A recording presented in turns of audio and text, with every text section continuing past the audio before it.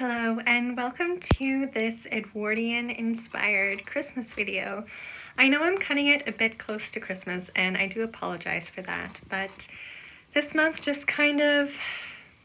was just kind of sitting on this footage and I'm hoping to finally get it out just before Christmas here as a little something festive to watch while you're waiting the anticipated day. Quickly mentioning, this is a nice trick if you are ever wanting to make like a small batch of whipped cream that doesn't fit in your stand mixer. Using an egg beater and just beating it up eventually actually creates this really perfect whipped cream that you can just make a nice portion of. So please give this trick a try if you ever are looking for just a little bit of whipped cream and you don't want to make a whole batch in your stand mixer. But I already previously here was sharing making a Dutch baby pancake, which is a really nice treat to have either on Christmas morning or just in the Christmas season. It's a really easy, delicious brunch or breakfast item to make, served with either your favorite fruits or jams or syrups or whipped cream. It just is a really versatile dish and super warm and comforting to whip up. So yeah, here I am plating it. But in this video, I'm going to just be sharing my Christmas decorating moments and a bit of my home decor for the Christmas season. I'll talk a bit about my thoughts on Christmas decorations and gift giving and just the spirit of the season. In Edwardian fashion, I will be sharing a very special and the final member of my doll collection. And yeah, I'm glad to have you here and thanks for joining me. Merry Christmas.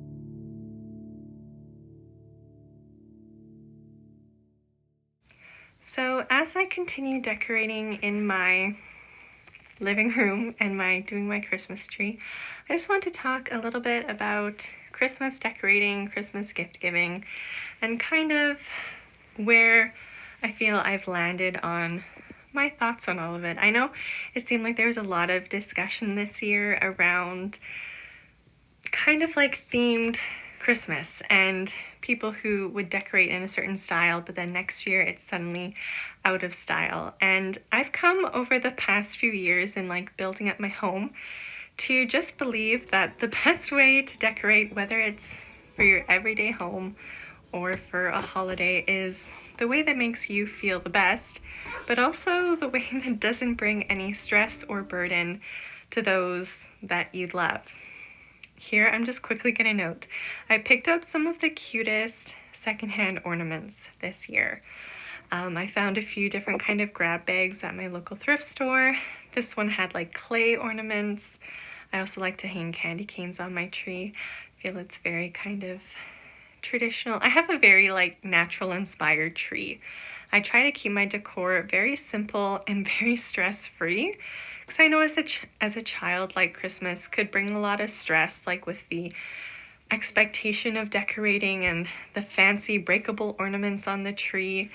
And I just have wanted to kind of prevent that stress in my home by keeping a pretty pared down ornament collection for our tree, using a lot of natural inspired materials and just keeping it simple. Like most of my Christmas decorations fit in, there's the tree box, and I have like 2 other boxes. I think this year I might have to add another box because I did pick up those Santa figurines that I put on the mantelpiece. I picked up a few different kind of figurine pieces this year from the thrift store, and they will need probably a new box to store them in. But I am totally pro secondhand everything.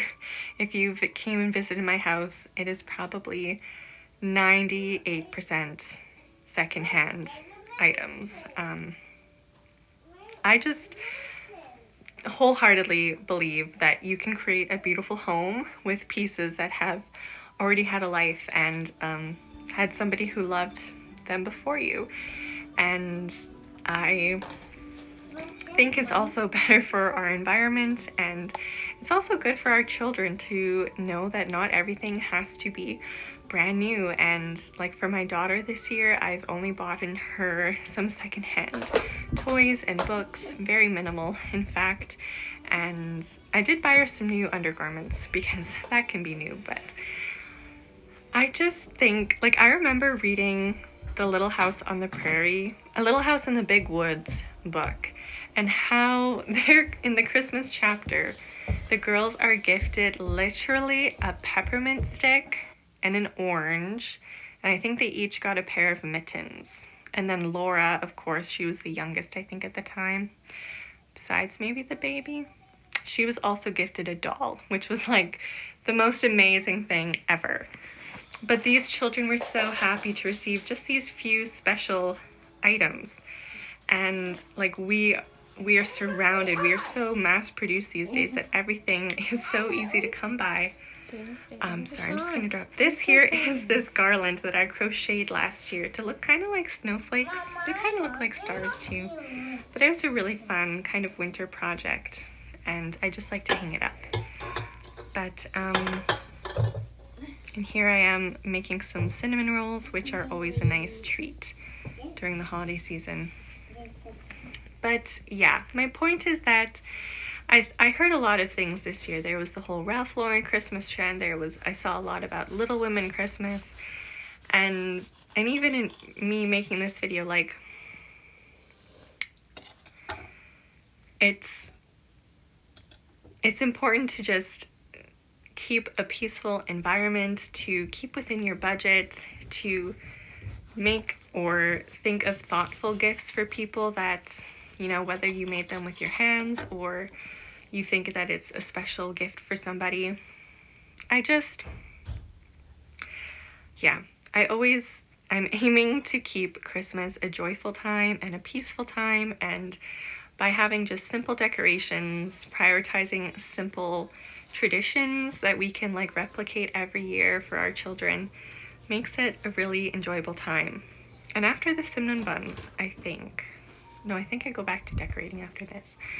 But like one example of kind of simple gifting I like is for all of my friends who have little kids, my kind of toddler friend moms. Something I love is I make like a signature cookie box. And so every year I have this set of 4 cookie recipes that I like to make for as my Christmas cookies.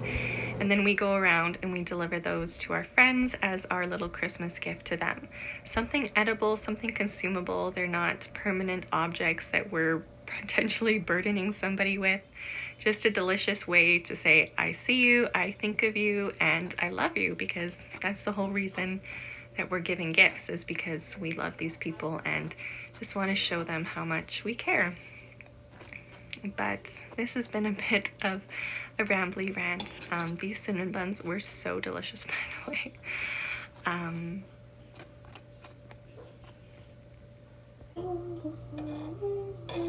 Yeah. Peace is the reason for the season, right?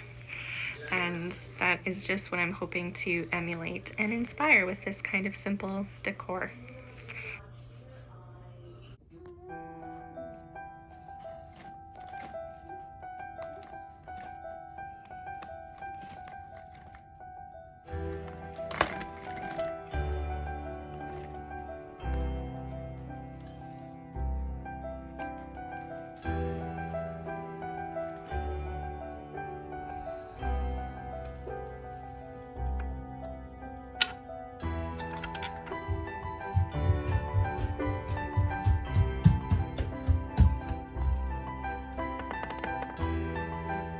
Reindeer.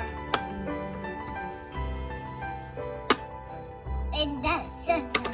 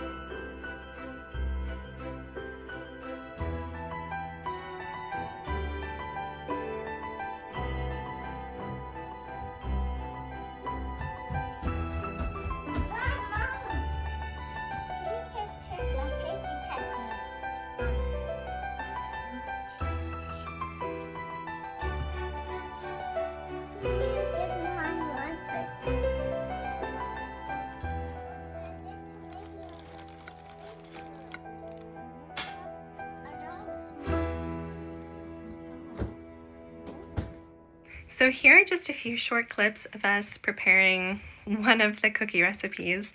What I like to do to keep it pretty stress-free is kind of early December.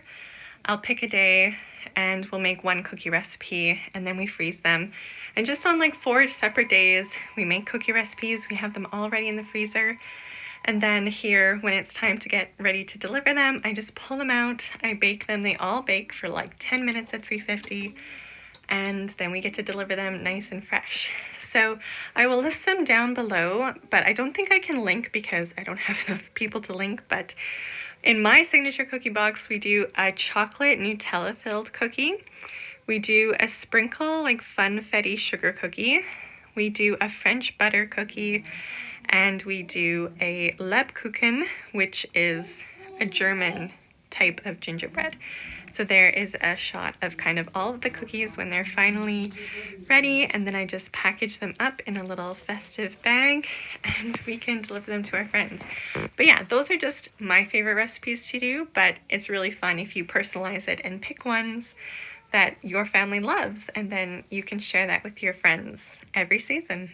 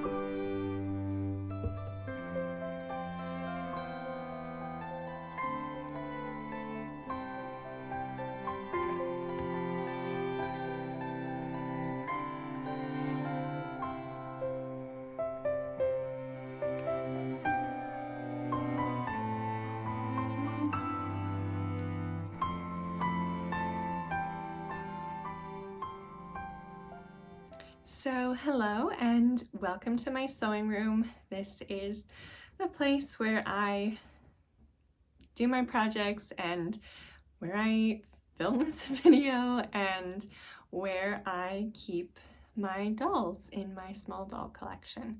I really don't know. I use the word small because even though I know it still is probably, maybe it's a medium size, I don't know.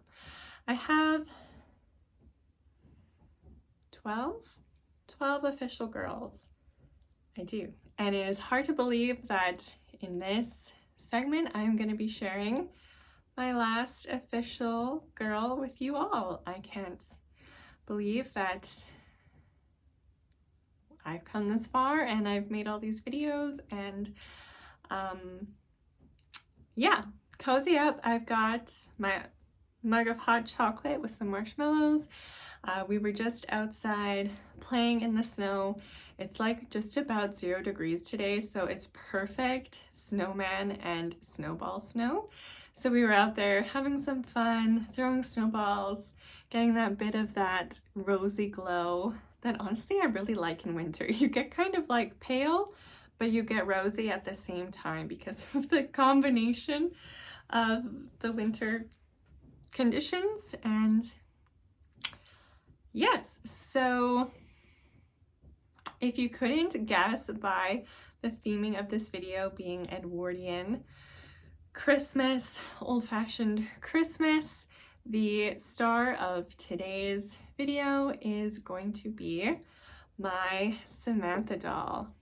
But the reason she is so special is she is a probably 1987-ish, but goods manufactured, Pleasant Company Samantha doll with the infamous white body. I'm gonna immediately just bring her into frame so you can see her. Then I'm gonna share a bit about the story of how she kind of made her way to me. And okay, I'm gonna forewarn you, I'm gonna share her in this outfit because I think she's adorable. And the reason I fancied Samantha, like going after Samantha over the other two original girls, is because my heart honestly longs for goods made, what are they called? The very impossible to find, Rebecca, Romina, what are the other names? When Goods was still the owners, basically, of the classic face mold. And most of the time we just call them like Rominas, though that typically is referencing when they have the fully vinyl bodies. But if they had the soft body, which I think they pretty much prototyped like one run of dolls to see if Pleasant Rowland would be interested in the doll, like fully having a fully manufactured doll. And then once she was like, yes, I love it, I'll buy it, then like they basically had to nix it from their catalog and replace it with the Starshine mold versions of the same named dolls. But since my heart longs for that, just the goods look, Samantha is the closest I find to the 80s Pleasant Company Samanthas. Can be the closest if you get the ones with the lighter hair, the lighter kind of eyes, the spidery lashes. Those are just all those features. Like, honestly, can someone tell me why they disappeared? Like, why they didn't keep manufacturing those features? I really don't understand it. But okay, all that to say, so I'm more style Samantha in my everyday as like a goods doll versus Samantha, though the person I purchased her from was so sweet and included three of her outfits: her meet, her school dress, and her birthday dress with the pinafore. This woman was so amazing. But here, I'm going to grab her and just kind of show you how I keep her in on my shelf in my collection. This is, I also don't really like call her Samantha. I prefer the name Susanna. but maybe I'll keep her Samantha. I don't know. You never know when you need a favorite name in your back pocket. But here, I'll bring her up nice clothes. Okay, and I have to admit, her lashes. I have on her currently some add-on like lash extensions that I found at the dollar store. So they're not glued on, they're just they just had enough like residual tackiness that I just stuck them onto her, because what I did find with this Samantha is that her lashes weren't quite as like up and fluttery as those really early 86 Samanthas. Like, why do they not all look like that? I don't understand, because that lash model is so beautiful. But yeah, so I found these like perfectly sized little extensions that I put on her. And the reason I also love this outfit on her is because she has a really lovely light pink coloring that could be found, you know, on certain months of the 80s dolls. And so I really thought like Samantha's wardrobe is it's very burgundy. It's very dark and it's very burgundy, which is great, but it's kind of not how I dress most of my dolls. So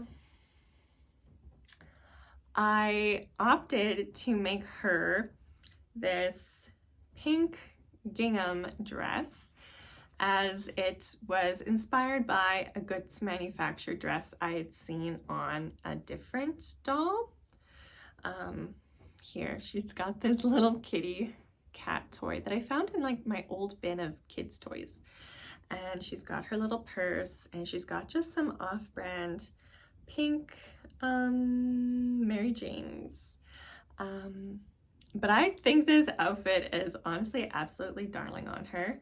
She's got, she's got her white bow ponytail in the back, and as you can hopefully tell, she's one of the lighter brown-haired Samanthas, which is the color that I really love. I'm still like getting the hang of these bangs. I don't know how people make her bangs look so good, but yeah, she's the doll I have by far, if you hear proof that I'm not lying, I guess. There's her white body.